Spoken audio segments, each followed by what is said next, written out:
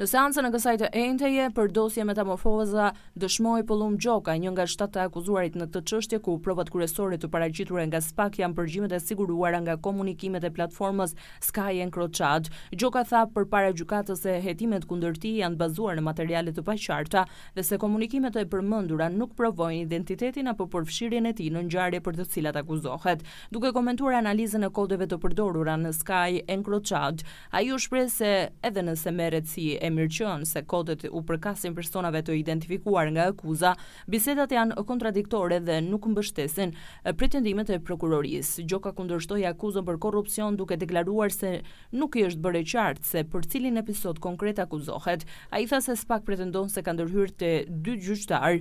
Sipas tij, vetë gjyqtarët kanë deklaruar se nuk e njohin. Biznesmeni pretendoi se nuk kishte asnjë lidhje me vrasjen e gjindoit në Shkodër. Ai mohoi përfshirjen edhe në vrasjen e Gent Stafilit, teksa përgjimet e Sky Encrochat i konsideroi thashëtheme.